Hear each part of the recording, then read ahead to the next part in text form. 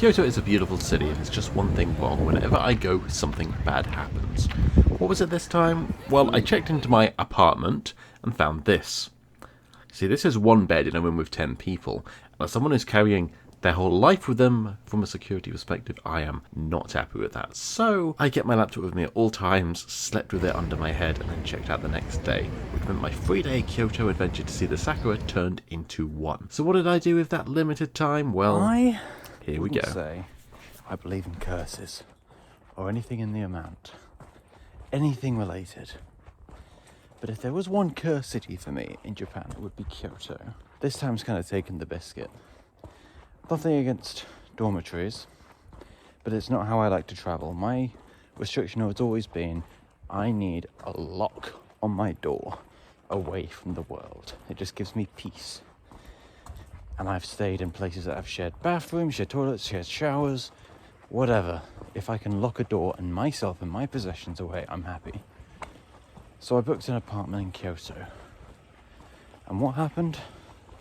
I arrived, and it's a dormitory of 15 rooms.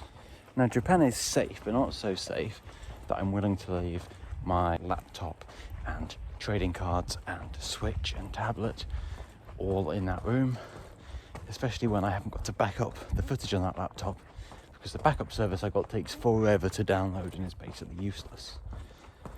So it's on my back, despite the fact that it's 11 p.m. at night. Because Japan's safe, but I don't want to trust that to 15 people who are in cheap accommodation. Because while it was cheap, I've stayed in Kyoto in nicer places for cheaper, even when I saw the pictures of the apartment. But no, I have the single room.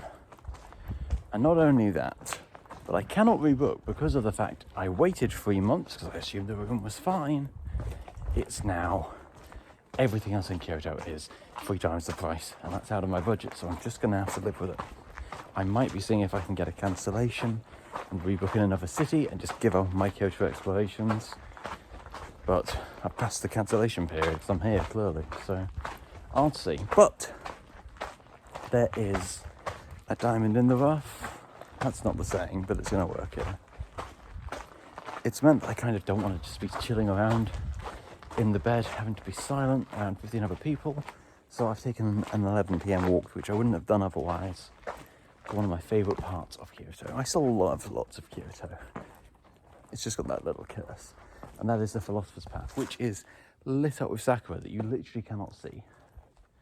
But I would never have walked this path in the darkness otherwise, because it's a little too far away. But I'd already done a bit of a midnight walk, and I was halfway there. I was like, you know what? If I do this, I'll end back at midnight. I'll be tired. I might just get there. So I'm going to enjoy my walk, and we'll see what I do tomorrow. And you can hear the silence because this place is packed during the day.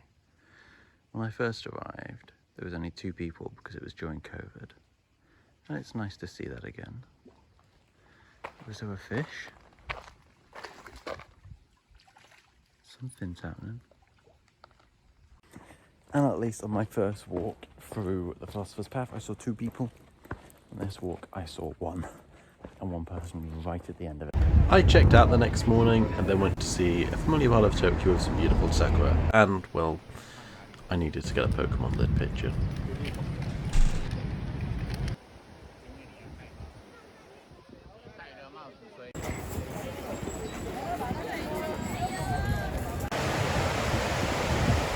Changed slightly.